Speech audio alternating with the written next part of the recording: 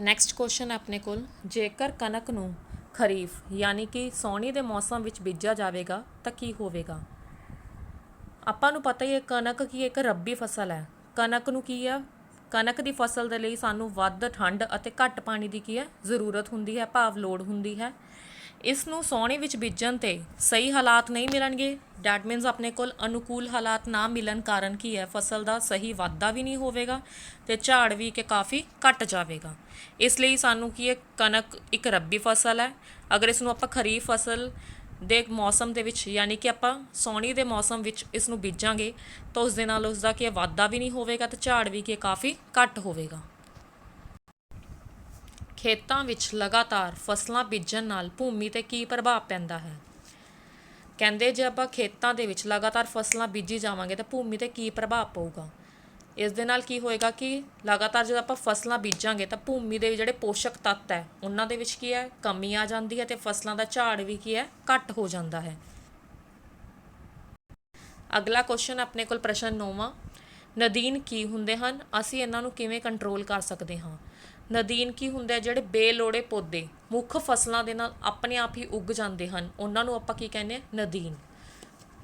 ਇਸ ਨੂੰ ਕਿਵੇਂ ਕੰਟਰੋਲ ਕੀਤਾ ਜਾ ਸਕਦਾ ਹੈ, ਹੱਥ ਜਾਂ ਖੁਰਪੇ ਦੇ ਨਾਲ ਗੋਡੀ ਕਰਕੇ ਜਾਂ ਨਦੀਨ ਨਾਸ਼ਕਾਂ ਦਾ ਛਿੜਕਾਅ ਕਰਕੇ ਨਦੀਨਾਂ ਨੂੰ ਕੰਟਰੋਲ ਕਰ ਸਕਦੇ ਹਾਂ।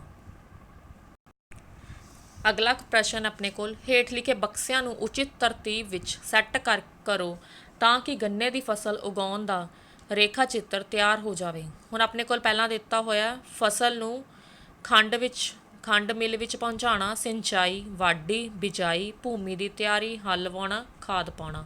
ਤਾਂ ਸਭ ਤੋਂ ਪਹਿਲਾਂ ਆਪਾਂ ਨੂੰ ਪਤਾ ਹੀ ਆਪਾਂ ਕੀਤਾ ਹੀ ਹੈ ਕਿ ਭੂਮੀ ਦੀ ਤਿਆਰੀ ਸਭ ਤੋਂ ਪਹਿਲਾਂ ਕੀ ਕਰਨਾ ਪਏਗਾ, ਆਪਾਂ ਨੂੰ ਇਹ ਤਰਤੀਬ ਦੇ ਵਿੱਚ ਲਗਾਉਣਾ ਹੈ ਕਿ ਸਭ ਤੋਂ ਪਹਿਲਾਂ ਇਸ ਦਾ ਉੱਤਰ ਕੀ ਹੋਏਗਾ, ਭੂਮੀ ਦੀ ਤਿਆਰੀ ਕਰਨੀ। ਇਸ ਤੋਂ ਬਾਅਦ ਕੀ ਕਰਾਂਗੇ, ਹੱਲ ਵਾਹੁਣਾ, ਫਿਰ ਕੀ ਹੈ ਬੀਜ ਨੂੰ ਬੀਜਣਾ ਡੈਟ ਇਜ਼ ਬਿਜਾਈ, ਫਿਰ ਕੀ ਕਰਾਂਗੇ ਸਿੰਚਾਈ ਕਰਨੀ ਹੈ, ਫਿਰ ਅਗਲਾ ਕੀ ਹੋਏਗਾ ਖਾਦ ਪਾਉਣਾ, ਫਿਰ ਵਾਢੀ, ਫਿਰ ਫਸਲ ਨੂੰ ਵੱਢ ਕੇ ਖੰਡ ਮਿੱਲ ਦੇ ਵਿੱਚ ਪਹੁੰਚਾਉਣਾ। ਹੁਣ ਕੀ ਆਪਣੇ ਕੋਲ ਦਿੱਤੀ ਹੋਈ ਸ਼ਬਦ ਪਹੇਲੀ ਨੂੰ ਪੂਰਾ ਕਰਨਾ ਹੈ। ਫਸਲ ਨੂੰ ਪਾਣੀ ਦੇਣਾ, ਫਸਲ ਨੂੰ ਪਾਣੀ ਦੇਣਾ ਨੂੰ ਕੀ ਕਹਿੰਦੇ, ਸਿੰਚਾਈ। ਪੱਕੀ ਫਸਲ ਨੂੰ ਜਿਸ ਮਸ਼ੀਨ ਨਾਲ ਕੱਟਿਆ ਜਾਂਦਾ ਹੈ ਉਸ ਮਸ਼ੀਨ ਦਾ ਕੀ ਨਾਮ ਹੈ, ਹਾਰਵੈਸਟਰ। ਵਰਖਾ ਰੁੱਤ ਵਿੱਚ ਉਗਾਈ ਜਾਣ ਵਾਲੀ ਫਸਲ, ਵਰਖਾ ਦੇ ਮੌਸਮ ਦੇ ਵਿੱਚ ਜਿਹੜੀ ਆਪਾਂ ਫਸਲ ਉਗਾਉਂਦੇ ਹਾਂ ਉਹਦੀ ਇੱਕ ਉਦਾਹਰਨ ਦੱਸਣੀ ਹੋ ਕਿ ਚਾਵਲ। ਦਾਣਿਆਂ ਨੂੰ ਤੂੜੀ ਤੋਂ ਵੱਖ ਕਰਨਾ, ਇਸ ਪ੍ਰਕਿਰਿਆ ਨੂੰ ਆਪਾਂ ਕੀ ਕਹਿੰਦੇ ਹਾਂ, ਗਹਾਈ। ਇੱਕੋ ਨਸਲ ਦੇ ਪੌਦਿਆਂ ਨੂੰ ਵੱਡੇ ਪੱਧਰ 'ਤੇ ਉਗਾਉਣਾ, ਇਹਨੂੰ ਕੀ ਕਹਿੰਦੇ ਆਪਾਂ, ਫਸਲ। ਫਸਲ ਦੇ ਦਾਣਿਆਂ ਨੂੰ ਲੰਮੇ ਸਮੇਂ ਤੱਕ ਸੁਰੱਖਿਅਤ ਰੱਖਣਾ, ਕਿਵੇਂ ਸੁਰੱਖਿਅਤ ਰੱਖਣਾ, ਜਦੋਂ ਆਪਾਂ ਉਸਦਾ ਭੰਡਾਰ ਕਰਕੇ ਰੱਖਾਂਗੇ, ਭਾਵ ਭੰਡਾਰਨ। ਹੁਣ ਇਸ ਤੋਂ ਬਾਅਦ ਅਗਲੇ ਕੁਐਸਚਨ ਹੈ 1 ਨੰਬਰ ਵਾਲੇ ਬਹੁ ਵਿਕਲਪੀ ਪ੍ਰਸ਼ਨ। ਐਨੀ ਵੱਡੀ ਜਨਸੰਖਿਆ ਨੂੰ ਭੋਜਨ ਉਪਲਬਧ ਕਰਵਾਉਣ ਲਈ ਸਾਨੂੰ ਕੀ ਕਰਨ ਦੀ ਲੋੜ ਹੈ। ਪਹਿਲੀ ਆਪਸ਼ਨ ਹੈ ਆਪਣੇ ਕੋਲ ਲਗਾਤਾਰ ਉਤਪਾਦਨ, ਉਚਿਤ ਪ੍ਰਬੰਧਨ, ਸਹੀ ਵੰਡ ਪ੍ਰਣਾਲੀ ਜਾਂ ਉਪਰੋਕਤ ਸਾਰੇ। ਇਹਨਾਂ ਸਾਰਿਆਂ ਦੀ ਹੀ ਜ਼ਰੂਰਤ ਹੈ। ਵੱਡੀ ਜਨਸੰਖਿਆ ਨੂੰ ਭੋਜਨ ਜੇ ਅਗਰ ਉਪਲਬਧ ਕਰਵਾਉਣਾ ਹੈ ਤਾਂ ਸਾਰੇ ਹੀ ਆਪਣੇ ਕੋਲ ਸਹੀ ਹੈ। ਨੈਕਸਟ ਕੁਐਸਚਨ ਹੈ ਉਪਰੋਕਤ ਸਾਰੇ ਦਾ ਸਹੀ ਆਨਸਰ ਹੈ। ਨੈਕਸਟ ਕੁਐਸਚਨ ਹੈ ਰੱਬੀ ਦੀਆਂ ਫਸਲਾਂ ਕਿਹੜੀਆਂ ਰੁੱਤ ਵਿੱਚ ਉਗਾਈ ਜਾਂਦੀਆਂ ਹਨ। ਪਹਿਲੀ ਆਪਸ਼ਨ ਹੈ ਗਰਮੀ, ਸਰਦੀ, ਵਰਖਾ ਅਤੇ ਪਤਝੜ। ਰੱਬੀ ਦੀ ਫਸਲਾਂ ਕਿਹੜੀ ਰੁੱਤ 'ਚ ਉਗਾਈ ਜਾਂਦੀਆਂ, ਸਰਦੀ। ਨੈਕਸਟ ਕੁਐਸਚਨ ਹੈ ਝੋਨੇ ਦੀ ਫਸਲ ਨੂੰ ਫਸਲਾਂ ਦੇ ਕਿਸ ਵਰਗ ਵਿੱਚ ਰੱਖੋਗੇ। ਰੱਬੀ ਦੀ ਫਸਲ, ਖਰੀਫ ਦੀ ਫਸਲ, ਸੋਕੇ ਦੀ ਫਸਲ, ਉਪਰੋਕਤ ਵਿੱਚੋਂ ਕੋਈ ਨਹੀਂ। ਇਸ ਦਾ ਸਹੀ ਆਨਸਰ ਹੈ ਖਰੀਫ ਦੀ ਫਸਲ। ਨੈਕਸਟ ਕੁਐਸਚਨ ਹੈ ਹੇਠ ਲਿਖਿਆਂ ਵਿੱਚੋਂ ਕਿਹੜੀ ਖੇਤੀ ਪੱਧਤੀ ਨਹੀਂ ਹੈ। ਬੀਜ ਬੀਜਣਾ, ਸਿੰਚਾਈ, ਭੰਡਾਰਨ ਤੇ ਢੋਆ ਢੁਆਈ। ਇਸ ਦਾ ਸਹੀ ਆਨਸਰ ਹੈ ਢੋਆ ਢੁਆਈ। ਨੈਕਸਟ ਹੈ ਆਸ਼ਾ ਦੇ ਚਾਚਾ ਜੀ ਅੱਜ ਖੇਤ ਵਿੱਚ ਫਸਲ ਬੀਜਣ ਤੋਂ ਪਹਿਲਾਂ ਮਿੱਟੀ ਨੂੰ ਪੱਧਰਾ ਕਰ ਰਹੇ ਹਨ। ਇਸ ਕੰਮ ਲਈ ਉਹ ਇੱਕ ਖਾਸ ਔਜ਼ਾਰ ਦੀ ਵਰਤੋਂ ਕਰ ਰਹੇ ਹਨ। ਇਸ ਔਜ਼ਾਰ ਨੂੰ ਕੀ ਕਿਹਾ ਜਾਂਦਾ ਹੈ, ਸੁਹਾਗਾ। ਪਹਿਲਾਂ ਜਿਹੜਾ ਮਿੱਟੀ ਨੂੰ ਪੱਧਰਾ ਕਰਦੇ ਹਨ ਉਸ ਕੰਮ ਦਾ ਜਿਹੜਾ ਖਾਸ ਔਜ਼ਾਰ ਵਰਤਿਆ ਜਾਂਦਾ ਉਸ ਨੂੰ ਕੀ ਕਹਿੰਦੇ ਆਪਾਂ, ਸੁਹਾਗਾ। ਨੈਕਸਟ ਕੁਐਸਚਨ ਹੈ ਕੱਟੀ ਹੋਈ ਫਸਲ ਵਿੱਚੋਂ ਦਾਣਿਆਂ ਨੂੰ ਵੱਖ ਕਰਨ ਦੀ ਵਿਧੀ ਨੂੰ ਕੀ ਕਿਹਾ ਜਾਂਦਾ ਹੈ। ਇਹ ਆਪਾਂ ਪਹਿਲਾਂ ਵੀ ਕਰ ਚੁੱਕੇ ਹਾਂ, ਇਹਨੂੰ ਕੀ ਕਹਿੰਦੇ ਆ, ਗਹਾਈ। ਨੈਕਸਟ ਹੈ ਹਰਮਨ ਨੇ ਖੇਤ ਵਿੱਚ ਹੱਲ ਵਾਹੁਣ ਸਮੇਂ ਦੇਖਿਆ ਕਿ ਮਿੱਟੀ ਬਹੁਤ ਖੁਸ਼ਕ ਸੀ। ਤੁਹਾਡੇ ਅਨੁਸਾਰ ਪਹਿਲਾਂ ਉਸ ਨੂੰ ਕੀ ਕਰਨ ਦੀ ਲੋੜ ਹੈ। ਅਗਰ ਮਿੱਟੀ ਖੁਸ਼ਕ ਹੈ ਤਾਂ ਉਸ ਤੋਂ ਵਿੱਚ ਆਪਾਂ ਕੀ ਕਰਾਂਗੇ, ਉਸ ਨੂੰ ਪੋਲਾ ਕਰਨ ਦੇ ਲਈ ਕੀ ਕਰਾਂਗੇ, ਪਾਣੀ ਲਗਾਉਣ ਦੀ ਜ਼ਰੂਰਤ ਹੈ। ਤਾਂ ਇਸ ਦਾ ਸਹੀ ਆਪਸ਼ਨ ਹੈ ਈੜੀ, ਪਾਣੀ ਲਗਾਉਣ ਦੀ ਲੋੜ ਹੈ। ਨੈਕਸਟ ਕੁਐਸਚਨ ਹੈ, ਸਲੀਮ ਦੀ ਮਾਤਾ ਜੀ ਨੇ ਕੁਝ ਬੀਜ ਇੱਕ ਬਰਤਨ ਵਿੱਚ ਪਾ ਕੇ ਉੱਪਰੋਂ ਪਾਣੀ ਪਾ ਦਿੱਤਾ। ਕੁਝ ਦੇਰ ਬਾਅਦ ਸਾਰੇ ਬੀਜ ਪਾਣੀ ਉੱਪਰ ਤੈਰਨ ਲੱਗ ਪਏ। ਇਸ ਦਾ ਕੀ ਕਾਰਨ ਹੋ ਸਕਦਾ ਹੈ? ਕੀ ਮਤਲਬ ਹੈ ਕਿ ਬੀਜ ਖਰਾਬ ਹਨ, ਬੀਜ ਸਿਹਤਮੰਦ ਹਨ, ਕੁਝ ਬੀਜ ਸਿਹਤਮੰਦ ਅਤੇ ਕੁਝ ਖਰਾਬ ਹਨ, ਕੁਝ ਕਹਿ ਨਹੀਂ ਸਕਦੇ। ਇਸ ਤੋਂ ਮਤਲਬ ਇਹ ਹੈ ਕਿ ਅਗਰ ਕੁਝ ਦੇਰ ਬਾਅਦ ਸਾਰੇ ਬੀਜ ਉੱਪਰ ਹੀ ਤੈਰਨ ਲੱਗ ਗਏ, ਇਸ ਤੋਂ ਭਾਵ ਹੈ ਕਿ ਬੀਜ ਕੇ ਸਾਰੇ ਖਰਾਬ ਹਨ। ਤਾਂ ਇਸ ਦਾ ਸਹੀ ਆਪਸ਼ਨ ਹੈ ਊੜਾ। ਨੈਕਸਟ ਹੈ, ਪਾਣੀ ਨੂੰ ਉਲਟਾਉਣ, ਪਲਟਾਉਣ ਅਤੇ ਪੋਲਾ ਕਰਨ ਦੀ ਪ੍ਰਕਿਰਿਆ ਨੂੰ ਕੀ ਕਹਿੰਦੇ ਹਨ? ਇਸ ਦਾ ਕੀ ਆਪਣੇ ਕੋਲ ਹੱਲ ਲਵਾਉਣਾ। ਨੈਕਸਟ ਕੁਐਸਚਨ ਹੈ, ਅਜਿਹਾ ਯੰਤਰ ਜੋ ਨਦੀਨ ਹਟਾਉਣ ਅਤੇ ਮਿੱਟੀ ਨੂੰ ਪੋਲਾ ਕਰਨ ਲਈ ਵਰਤਿਆ ਜਾਂਦਾ ਹੈ, ਉਸ ਨੂੰ ਕੀ ਕਹਿੰਦੇ ਹਨ? ਉਸ ਨੂੰ ਆਪਾਂ ਬੀਜ ਡਰਿਲ ਕਹਿੰਦੇ ਹਨ। ਕੁਲਵਿੰਦਰ ਕੌਰ ਨੇ ਆਪਣੀ ਮਾਤਾ ਜੀ ਨੂੰ ਕਣਕ ਨਾਲ ਭਰੇ ਧਾਤ ਦੇ ਬਰਤਨ ਵਿੱਚ ਨਿੰਮ ਦੇ ਸੁੱਕੇ ਪੱਤੇ ਪਾਉਂਦੇ ਵੇਖਿਆ। ਕੁਲਵਿੰਦਰ ਕੌਰ ਦੀ ਮਾਤਾ ਜੀ ਨੇ ਅਜਿਹਾ ਕਿਉਂ ਕੀਤਾ? ਕਿਉਂਕਿ ਫਸਟ ਆਪਸ਼ਨ ਹੈ ਕਣਕ ਦਾ ਰੰਗ ਖਰਾਬ ਨਾ ਹੋਵੇ, ਕਣਕ ਦਾ ਸਵਾਦ ਵੱਧ ਜਾਵੇ, ਕਣਕ ਸੂਖਮ ਜੀਵਾਂ ਤੋਂ ਸੁਰੱਖਿਅਤ ਰਹੇ, ਉਪਰੋਕਤ ਵਿੱਚੋਂ ਕੋਈ ਨਹੀਂ। ਉਹਨੇ ਨੀਮ ਦੇ ਜਿਹੜੇ ਸੁੱਕੇ ਪੱਤੇ ਉਸਦੀ ਮਾਤਾ ਜੀ ਨੇ, ਕੁਲਵਿੰਦਰ ਜੀ ਦੀ ਮਾਤਾ ਨੇ, ਇਸ ਲਈ ਪਾਏ ਸੀ ਕਿ ਕਣਕ ਜਿਹੜੇ ਸੂਖਮ ਜੀਵਾਂ ਤੋਂ ਸੁਰੱਖਿਅਤ ਰਹਿ ਸਕਣ। ਤਾਂ ਇਸ ਦੀ ਆਪਸ਼ਨ ਈੜੀ ਸਹੀ ਹੈ। ਨੈਕਸਟ ਹੈ, ਖੇਤੀਬਾੜੀ ਮਾਹਿਰ ਨੇ ਸਾਡੇ ਪਿੰਡ ਦੇ ਕਿਸਾਨ ਨੂੰ ਆਪਣੇ ਖੇਤ ਵਿੱਚ ਫਲੀਦਾਰ ਫਸਲ ਉਗਾਉਣ ਦੀ ਸਲਾਹ ਦਿੱਤੀ ਤਾਂ ਜੋ ਮਿੱਟੀ ਵਿੱਚ ਕਿਸੇ ਖਾਸ ਤੱਤ ਦੀ ਪੂਰਤੀ ਹੋ ਸਕੇ। ਇਹ ਖਾਸ ਤੱਤ ਕਿਹੜਾ ਹੋ ਸਕਦਾ ਹੈ? ਖਾਸ ਤੱਤ ਕਿਹੜਾ ਹੈ? ਨਾਈਟ੍ਰੋਜਨ। ਨੈਕਸਟ ਕੁਐਸਚਨ ਆਪਣੇ ਕੋਲ, ਰਾਹੁਲ ਦੇ ਰਿਸ਼ਤੇਦਾਰ ਰਾਜਸਥਾਨ ਵਿੱਚ ਰਹਿੰਦੇ ਹਨ ਜਿੱਥੇ ਵਰਖਾ ਘੱਟ ਹੁੰਦੀ ਹੈ। ਰਾਹੁਲ ਦੇ ਰਿਸ਼ਤੇਦਾਰਾਂ ਨੂੰ ਸਿੰਚਾਈ ਦਾ ਕਿਹੜਾ ਆਧੁਨਿਕ ਢੰਗ ਵਰਤਣਾ? ਆਪਸ਼ਨਸ ਹੈ ਇਸ ਦੀਆਂ, ਫੁਹਾਰਾ ਪ੍ਰਣਾਲੀ, ਤੁਪਕਾ ਪ੍ਰਣਾਲੀ, ਉਪਰੋਕਤ ਦੋਨੇ ਤੇ ਉਪਰੋਕਤ ਵਿੱਚੋਂ ਕੋਈ ਨਹੀਂ। ਆਪਾਂ ਬੱਚਿਓ ਪੜ੍ਹਿਆ ਸੀਗਾ ਕਿ ਅਗਰ ਪਾਣੀ ਦੀ ਬਚਤ ਕਰਨੀ ਹੈ ਤਾਂ ਆਪਾਂ ਕਿਹੜੀ ਪ੍ਰਣਾਲੀਆਂ, ਦੋਨੋਂ ਪ੍ਰਣਾਲੀਆਂ ਦੀ ਵਰਤੋਂ ਕਰ ਸਕਦੇ ਹਾਂ, ਫੁਹਾਰਾ ਪ੍ਰਣਾਲੀ ਤੇ ਤੁਪਕਾ ਪ੍ਰਣਾਲੀ। ਇਸ ਦਾ ਭਾਵ ਹੈ ਕਿ ਆਪਸ਼ਨ ਈੜੀ ਸਹੀ ਹੈ, ਉਪਰੋਕਤ ਦੋਨੋਂ।